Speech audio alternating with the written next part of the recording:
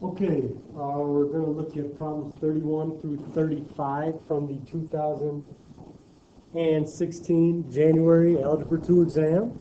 Hopefully you've been following along. Looking at number 31, I'm just going to look at an answer that I found from an answer key online, and we're going to talk about how this came about. So this is the answer to number 31. So when you're doing arrangements, if this word or this group of letters looks like cataragus, if I'm pronouncing that right, if all of these letters were different, you would look at it like this. You could say, well, how many, so I'm going to put 11, how many are there? There's 1, 2, 3, 4, 5, 6, 7, 8, 9, 10, 11. So if all these letters were different, you would just do, all right, so if I'm putting a line here to represent the first letter of a word or an arrangement. So there'd be 11 choices. And then my next letter only has 10 choices. And then times, my next one only has 9, times 8, times 7, times 6, times 5, times 4, times 3, times 2, times 1. The only problem is you have repeating letters. So your repeating letters are, you have a couple sets. So you have your A, which is repeating 3 times. That's why you have the 3 with the exclamation point. The exclamation point means factorial. So exclamation point equals factorial. So, for instance, 4 factorial is equal to 4 times 3 times 2 times 1. 5 factorial is equal to 5 times 4 times 3 times 2 times 1. So in this situation, so also you have, let's see, 2 T's, just count for that, and then you have 2 U's, which account for that. So that's why you have, when you have repetitions or you have letters that are repeated, you divide by them to account for them. So that's how this answer came about. And we'll move on to the next one.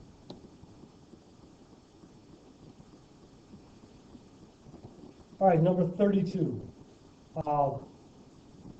We're going to express negative 130 degrees in radian measure to the nearest hundredth. So whenever you convert from degrees to radians, you multiply by pi over 180. Now, the fact it says nearest hundredth, that should tell you you're going to have to put something in the calculator. You're not going to just want to say it's something over something pi.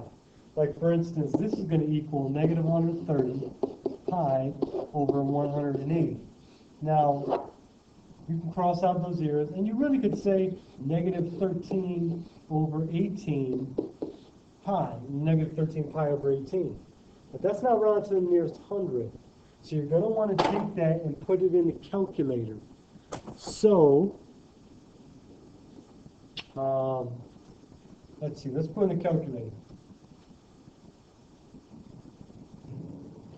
So we're going to have, all right, so what are we looking for here? Let's go to the calculator, and we're going to do negative 13 second pi. Now, let's make sure we put that in parentheses. So let me go back and put that in parentheses. I made a mistake and didn't do that. And I'm going to show you how it's different in just a second.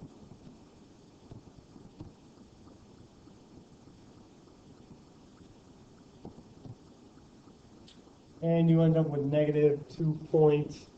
And we need to round to the nearest hundredth, so that'd be negative 2.27. So negative 2.27. So we have negative 2.27. All right. So let's look at some things that could happen. Let's just say you did negative 13 pi and then divided by 18. Just how I typed it in here. And, well, let's see. Well, in this case, you know what? It didn't matter. It would have mattered if pi was on the bottom, but in this case, it did not matter, so scratch what I said.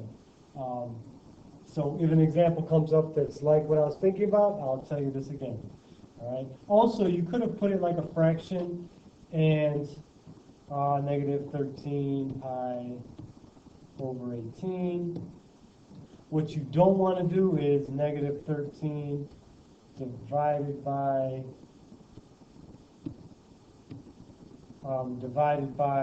18 pi. Don't want to do that. Okay. Actually, just because of some calculator things, it won't work. This is something you definitely don't want to do. So watch this. This is going to be something you don't want to do. Hopefully. Let's see what happens. Oh, okay, now that you don't want to do. All right. So I'll end it right there. Hopefully you understand. Anytime you are trying to go degrees to radians, you multiply by pi over 180. If you want to go from radians to degrees, you multiply by 180 over pi. All right? Okay, number 33 is a case where the reference sheet on the back of your test will help you. It says determine the area to the nearest integer of triangle SRO shown below. So they give you a triangle, they give you a side, matter of fact, they give you two sides, and they give you two angles. And remember, you have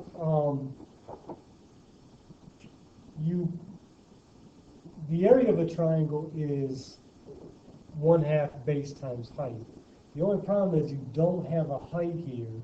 Now, could you determine this height right here? Yeah, you actually really could determine that height because this would make a right angle, and you could use trigonometry to find this, right? And then you could do 1/2. Well, then you would also have to find that. No, never mind. You wouldn't have to find. Well, no, yes, you'd have to find this and this. So you really need to then combine those to get that. There are other ways to do it than how I'm going to show you. So you could that'd be a little bit more complicated. But if you notice, looking at your reference sheet that I put up here, this is a reference sheet. So that's what you get on your test. I have the bottom of it cut off. But this is what you have on your Algebra 2 test. And if you look at the very top, you have this formula right here. So we're going to use that formula to answer this question. Okay, looking at this formula, 1/2 AB sine C. Whenever you see lowercase letters, these stand for sides. So these are both sides. Side, side. Now, based on this formula, you need to have two sides in an included angle. Included would mean the angle that those two sides form.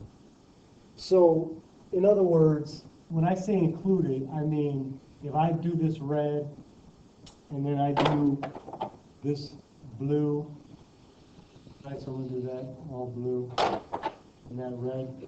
Okay, the included angle would be the 38 degrees for this one, this angle. So these two sides, at what angle do they meet, or what's the angle that's created when they meet? So you have to have two sides in an included angle. So in this case, they actually give you two angles. They give you two sides. But you don't have two sides in the included angle based on the picture that they give you. But one thing you know about a triangle is that the degree measure has to add up to 180 on the inside, the interior angle measure. So when you have 38 and 17, you know that the third angle has to be 125, I believe, because it's got to be 180. minus, well, you already have the 38 and the 17, so minus 38 and 17, so that's, what's that, 55. So what's 180 minus 55? Well, that's 125. So we know that angle is 125 degrees. So that allows us now to have two sides and an included angle. So we have two sides and the included angle. So now we're going to plug them in. And the C, I should have said this before, the C, the uppercase capital letter C stands for an angle. And typically, a capital letter will stand for an angle, and the lowercase will stand for a side in general. All right, so we're going to plug it in. So we have 1/2 AB. So our A is going to be one of our sides, so that's going to be 15. Doesn't matter what order because you have the commutative property, which means we're multiplying everything. So it doesn't matter what order, but we're going to do 1/2 times 15 times 31.6 times the sine. Remember, whenever you have a trig function, you're plugging in an angle. You're plugging in an angle. So when you see sine, you should be plugging in an angle. And that's going to be sine of 125 degrees. All right, now I'm going to go and put that into my calculator. Let's go ahead and do that. So, we're going to have 1/2. So I'll use 0.5. So I'll do 0.5 times 15 times 31.6 times the sine of 125. I'm going to hit enter. Okay, I got a negative. So at this point, you should think, if you're on the calculator, something did not go right, because you can't have area to be negative. Well, remember, the only time you really have to worry about your calculator, there are other times, but really the main time is when you're dealing with degrees versus radians. And it just so happens that in the class, we've been dealing with radians so much that our calculator has always been in radians. Well, if you notice, this value right here is in degrees. So we need to change the mode in our calculator to get a correct answer.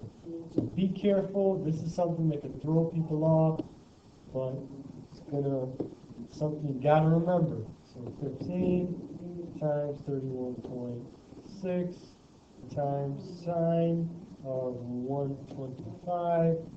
Now I hit enter. Okay, now I have an answer that makes sense. So it says, and also it says round to the nearest integer. So what's my nearest integer? The 194. So the area equals 194. And it doesn't have any units, so I'm assuming 194 would be okay without square units. I'm not sure what they put. I'll check that out on the answer key.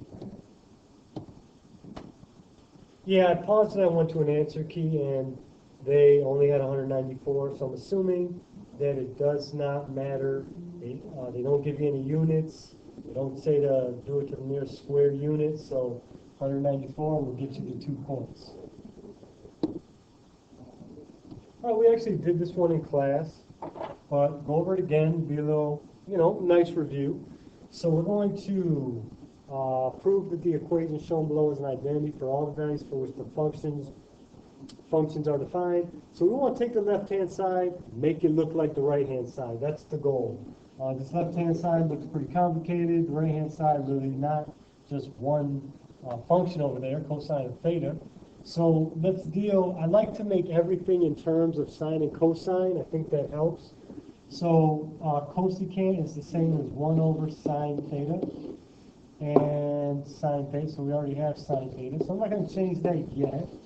And then times, now remember, tangent theta is equal to sine over cosine theta. And cotangent theta is the reciprocal. Now, we often say 1 over tangent, but in this case, it'd be easier to just say it's cosine theta over sine theta, because it is the reciprocal. So instead of cotangent, I'm going to write cosine theta over sine theta. is equal to cosine theta. All right, so now we have it all being multiplied, which is nice. You don't have to worry about common denominators and things like that. So I'm going to start multiplying, and we're going to be able to cancel a good amount. So if I look, the sine is going to cancel with, use a different color here, sine theta.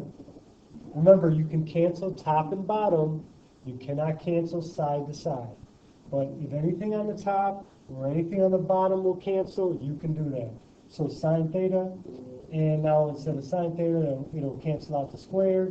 And now you have another sine theta that'll cancel out there. So we end up with 1, 1, 1, and we end up with cosine theta is equal to cosine theta. There you go. All right, one more. All right, this one, this is very similar to something that is usually seen on a Algebra 1 exam. The only difference is they don't deal with the x to the thirds, and they won't have fractions, or else I've never seen fractions before. So that's why it's on algebra, on an Algebra 2 exam instead of Algebra 1.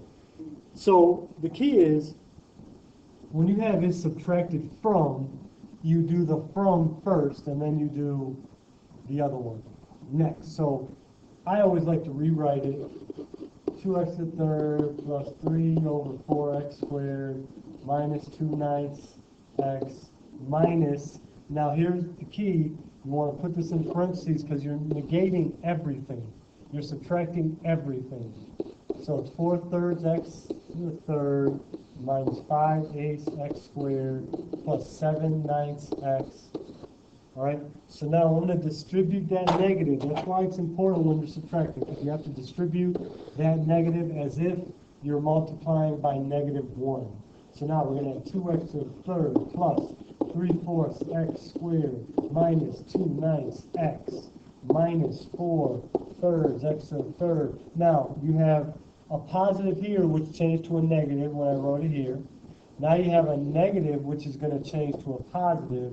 So it's going to be plus 5/8 x squared, and then this positive is going to change to a negative minus 7/9 x. Now you can write them right on top of one another. A lot of different ways to do it, but once you do this process I did here, now you can just go ahead and combine like terms. So we can go ahead and do that.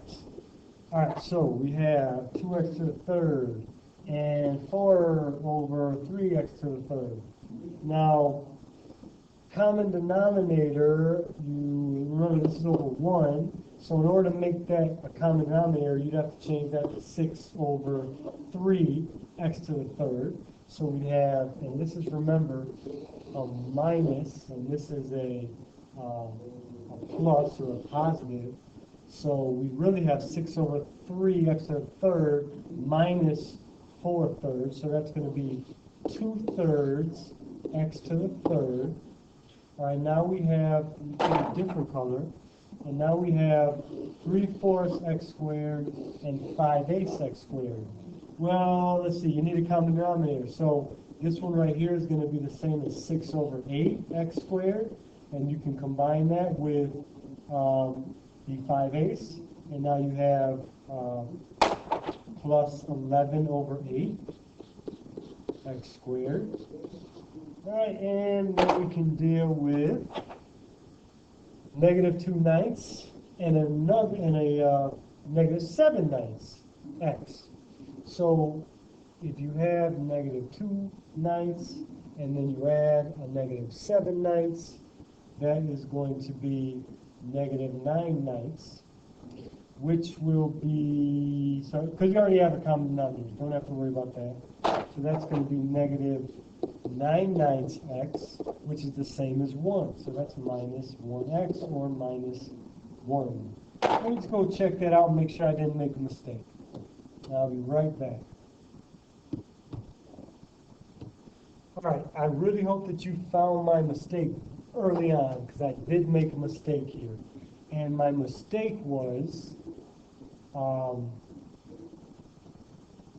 right here. That is not supposed to be there. If you notice here, there is no x, and that will change. It's not going to change our first two terms. However, what I just showed you with the negative 9/9, that no longer applies because this x next to 2/9 was never even there. And I'll just get rid of those. And so those are not going to be like terms. So we're going to get rid of this. And now we're going to have minus 7/9 x, because there's nothing to combine that with, and then minus 2/9. There you go. So hopefully you caught that at the beginning. If not, you caught it there. Right? So there is your answer. And that's due on Friday. So hopefully you watch this and hand it in.